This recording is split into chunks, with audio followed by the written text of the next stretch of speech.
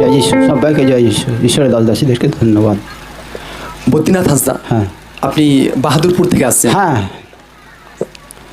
আপনার যে সাক্ষ্য আছে এখানে লেখা আছে আপনার 45 বছর ধরে আপনি বিছানায় প্রস্রাব করতেন। আপনি হ্যাঁ এই প্রবলেম 45 বছর ধরে হতো। হ্যাঁ তো আপনি বলুন এই 45 বছরের মধ্যে আপনার লাইফে আর কি কি এটার জন্য প্রবলেম হতো, আপনি খুলে বলুন। এটার কারণে আমার প্রচণ্ডই প্রবলেম ছিল যে আত্মীয়স্বজনের বাড়িতে যেতে পারতাম না এই পেশাব কারণে, আর বাড়িতেও পেশাব করতাম। এবার ছোটো ছেলের পেশাব হলে তাও অনেকটা গ্যাস গন্ধ কম থাকে, কিন্তু বড়দের পেশাব হলে তো প্রচণ্ড গ্যাস গন্ধ হয়। এইসব বিছানাপত্র কে দৈনিক এইসব কচলাবে? কদিন অন্তর অন্তর এরকম আপনার লাইফে প্রবলেম? এটা ধরুন 1 সপ্তাহ 1.5 সপ্তাহ 2 সপ্তাহ পর এটা হতো। এরকম প্রবলেম হতেই থাকতো? প্রবলেম হতেই থাকতো। আর আপনি বিছানা পুরো দুর্গন্ধ হয়ে যেত? দুর্গন্ধ হয়ে যেত। আপনি কিছু বুঝতে পারতেন না সেই সময়? না না, আমি এমন সময় হয়তো পেশাব করছি, কোনো জায়গায় হয়তো বেড়াতে গেছি কি কোথায় গেছি বাজার টাজারে, আমি ট্রেনে হয়তো পেশাব করছি, অথচ দেখা যাচ্ছে এখানে বিছানাতেই হয়ে গেছে। ঘুমের ঘোরের মধ্যে আপনি এরকম দেখতেন? ঘুমের ঘোরে যে আপনি বাইরে বেরিয়েছেন, হ্যাঁ, যে বাথরুমে গেছেন, হ্যাঁ, কি কোনো পাশের জায়গাতে আপনি টয়লেট করছেন, এরকম আপনার মনে হতো? কিন্তু অথচ আপনি বিছানার মধ্যে প্রস্রাব করতেন। এর ফলে আপনার লাইফে আর কি কি প্রবলেম হতো? আর কি প্রবলেম, আমি নতুন বিয়ে করেছিলাম, আমার স্ত্রী যখন কাজে ছিল, দেখা গেল বৃষ্টি হয়নি, কিছুই নেই, কোনো বোতল টোতল কিছু জল ফল এখানে পড়ে গেছে নাকি, তারপরে বলছে এটা কি ব্যাপারটা। আমি যে দুঃখের কথা কি আর বলবো, আমি পরিষ্কার কিন্তু ভেঙে বলে দিচ্ছি এটা মাঝে মাঝে কিন্তু এটা আমার হয়, তাহলে এটা বন্ধ করা যাবে না? আমি বলছি এটা তো আমি যেহেতু আমি জ্ঞানী ওষুধপত্র সব কিছু খাচ্ছি, তো চেষ্টা তো নিয়েছি, ডাক্তার বলছে তুমি ওষুধ খেয়ে যাও ভালো হয়ে যাবে। মতলব কন্টিনিউ আপনি ট্রিটমেন্টও করিয়েছেন? হ্যাঁ, ট্রিটমেন্ট করিয়েছি। আপনি খুলে বলুন কোথায় কোথায় ট্রিটমেন্ট করাতেন? আমি খানপুরে খেয়েছিলাম, ইলামপুরে খাওয়া হয়েছে, জামালপুরে খাওয়া হয়েছে, আর রসুলপুর খাওয়া হয়েছে। তাতেও কোনো আসর? না না না না, আমি কোনো সরাহা পাইনি। এভাবে বছর পেরিয়ে গেছে, কিন্তু বছর পেরিয়ে গেছে, প্রবলেম থেকে কিছু না না কোনো কাজ হয়নি। এর ফলে আপনি ফিরসে আবার দুসরা স্টেপও উঠিয়েছিলেন। হ্যাঁ হ্যাঁ, আপনি বলুন কোথায়? আবার এরপর আমি জাদুনাও করেছিলাম, আমাকে এক বন্ধু বলেছিল তোমার তখন এরকম সমস্যা চলছে, তাহলে চলো তোমাকে এক জায়গায় নিয়ে যাই। আমি সেখানে গেছিলাম 24 পরগনা, তা বলে তোমার এটা ঠিক হয়ে যাবে, তুমি এই নিয়মকানুন এইসব করবে, তোমার ভালো হয়ে যাবে। তো ওষুধ খেতেই রইলাম, কিন্তু ফল কিছু পেলাম না। মতলব এইভাবে আপনার লাইফে প্রবলেম চলতেই থাকে। এর ফলে আপনার পরিবারের লোক আপনাকে অনেক কথাও শোনাতেন, আপনি লজ্জায় পড়তেন? আমি খুব সমস্যায়, লজ্জায় মানে মুখ দেখাতে পারতাম না। আপনি কোনো আত্মীয়র বাড়ি যেতে পারতেন কি না? আমি খুব ভয়ে যেতাম। আমি যদিও ভয়ে যেতাম, আমাদের সাথে এমনিতে খাট ফাট থাকতো, তো আমি দেখতাম খাট আছে নাকি, আমি খাট খুঁজে খুঁজে বাইরে শুতাম। মতলব শুধুমাত্র ওই প্রবলেমের কারণে? এই প্রবলেমের কারণে। তো এইভাবে আপনার লাইফে লজ্জার দুষ্ট আত্মা কাজ করতো, আপনার লাইফে এরকম প্রবলেম ছিল? হ্যাঁ, প্রচুর প্রবলেম। আর পুরো 45 বছর ধরে এই প্রবলেম আপনি ভুগছিলেন? অনেক ট্রিটমেন্ট করেছেন, কিছুতেই কিছু হয়নি? কোনোতেই কোনো কিছু হয়নি। বছর পেরিয়ে গেছে? বছর পেরিয়ে গেছে। আপনি প্রার্থনার বিষয়ে কীভাবে জানতে পারেন? আমি এই প্রার্থনা জানলাম এই কারণেই, আমার বাড়িতে বড় মোবাইল থাকে ছেলের, তা একদিন দেখছে খুব এখানে মানে প্রার্থনা চলছে, জায়গাটার নাম কি বলছে ধামাস, তাহলে তো প্রচুর এরকম সাক্ষ্য দিচ্ছে অনেক কিছু ব্যাপার, দিতে সব ভালো হচ্ছে, সুস্থ হচ্ছে, সাক্ষ্য দিচ্ছে।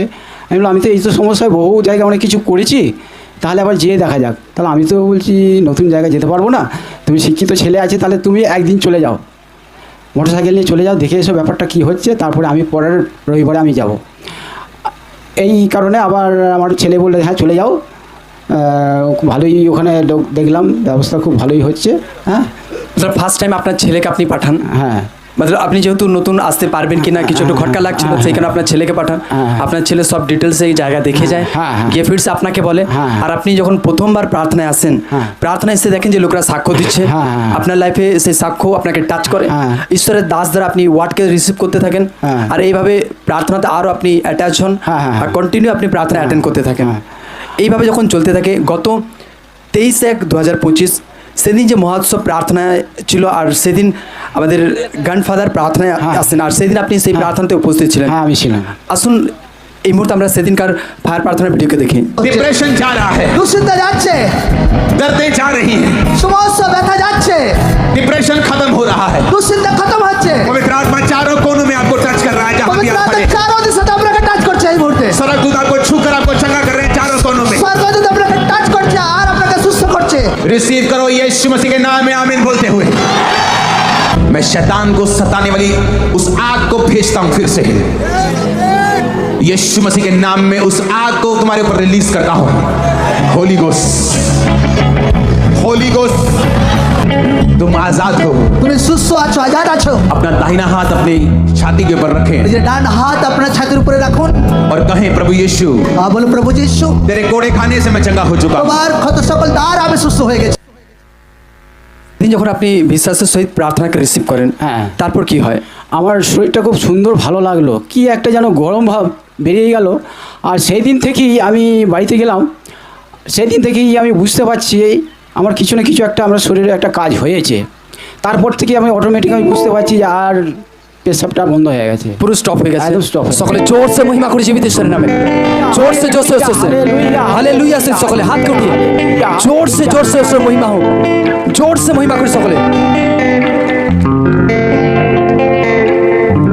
সকলে ধ্যান সহকারে শুনবো। ইনার 45 বছর ধরে ইনি বিছানায় প্রস্রাব করতেন, মতলব ইনার যখন অল্প বয়স ছিল তখন থেকে ইনার লাইফে এই প্রবলেম চলতে থাকে। ইনি কন্টিনিউ প্রায় এক সপ্তাহ 2 সপ্তাহ অন্তর অন্তর ইনি বিছানায় প্রস্রাব করতেন। মতলব এমন হতো ইনার লাইফে যে ইনি মনে করতেন যে ইনি বাইরে বেরিয়েছেন কি ইনি বাথরুমে গেছেন, প্রস্রাব করছেন, কিন্তু ঘুমের ঘরে এই প্রবলেম ইনার লাইফে হতো। বিছানা পুরো ভিজে যেত, এর ফলে ইনার পরিবারের লোক এটার কারণে ইনাকে বারবার জিজ্ঞাসা করতো যে কী প্রবলেম হচ্ছে। তো ফার্স্ট টাইমে ইনি অত কিছু বলতেন না, তো ধীরে ধীরে যখন ইনার বয়সও বাড়তে থাকে, প্রবলেমও যখন বাড়তে থাকে, এর ফলে ইনার লাইফে প্রচণ্ড লজ্জা লাগতো। কারণ ইনি যখন বড় হয়েছিলেন, ফিরসে একটা টাইমে যখন এনার বিবাহ হয়, এনার স্ত্রীও জানতে পারেন যে ইনি বিছানায় প্রস্রাব করেন। এর কারণে এনার লাইফে অনেকবার নাকি লজ্জার মুখে পড়তে হতো। এটার কারণে ইনি আত্মীয় স্বজনদের বাড়ি ইনি যেতে পারতেন না। এইভাবে এনার লাইফে এই প্রবলেম ইনি ভুগছিলেন। লজ্জার দুঃস্বাত্মা এনার লাইফকে সাথিয়ে যাচ্ছিল। পুরো একদম 45 বছর কেটে যায়। সেই সময়গুলোতে ইনি অনেক ট্রিটমেন্ট করিয়েছেন, কানপুর, ইলামপুর, জামালপুর, এই সমস্ত জায়গাতে ইনি ট্রিটমেন্ট করেছেন, কিন্তু ট্রিটমেন্ট করাতেও কিছুতেই কিছু হয়নি, বরং প্রবলেম না লাইফে বেড়ে গিয়েছিল। फिर से इनी और दूसरा स्टेपके उठान जादुटोना करान, जादुटोना करातेও কিচ্ছু হয়নি, বরং প্রবলেম আরও বেড়ে গিয়েছিল। এর ফলে এনার লাইফে নিরাশা কাজ করতে থাকে, আর ইনি ভাবছিলেন যে কী করে আমি ফ্রি হব। এইভাবে এনার লাইফ 45 বছর কেটে যায়। फिर से इनी একদিন ইউটিউবের মাধ্যমে প্রার্থনার কথা জানতে পারেন। ফার্স্ট টাইমে ইনি ইনার ছেলেকে পাঠান, ইনার ছেলে फिर से চার্চে এসে দেখে যান, ইনাকে বলেন, ইনি যখন ইনার ছেলের কথা শুনে फिर से প্রার্থনায় আসেন, প্রথম দিন এসে দেখেন যে লোকরা বড় বড় প্রবলেম থেকে ফ্রি হচ্ছে। তো ইনিও বিশ্বাস সহকারে সেই প্রার্থনাকে রিসিভ করতে থাকেন, ঈশ্বরের দাসরা ওয়ার্ডকে রিসিভ করতে থাকেন, আর পুরো বিশ্বাসের সহিত মণ্ডলীতে জুড়ে থাকেন, কন্টিনিউ প্রার্থনা আসতে থাকেন। কিন্তু গত 23/1/2025 এই মণ্ডলী থেকে যে মহোৎসব প্রার্থনা রাখা হয়েছিল, সেই দিন আমাদের আত্মিক গ্র্যান্ডফাদার প্রার্থনায় আসেন। আর সেই দিন যখন ইনি উপস্থিত ছিলেন, সেই দিন হর এক রোগের জন্য, হর এক প্রবলেমের জন্য যখন উনি প্রার্থনাকে করেন, আর বিশ্বাসের সহিত সেই প্রার্থনা ইনি যখন রিসিভ করেন, জীবিত ঈশ্বরের সামর্থ্য নাকে টাচ করে, ইনি নিজেও সেই সময় বুঝতে পেরে যান যে ইনার লাইফ থেকে, বডি থেকে একটু একটা গরম ভাব বেরিয়ে গেল।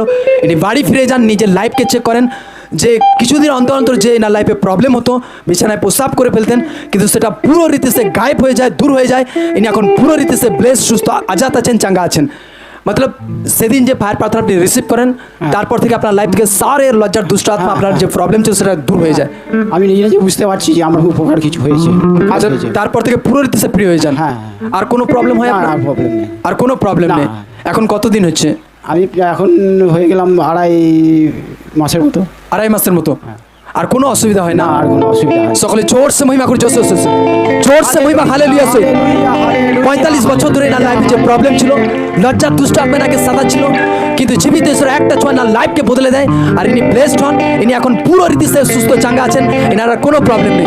সকলে হাত কোটা আর জোর সে মহিমা করি জীবিত ঈশ্বরের নামে, জোর সে জোর সে হালেলুয়া সহিত মহিমা করি, জোর সে এখন কেমন লাগছে আপনার?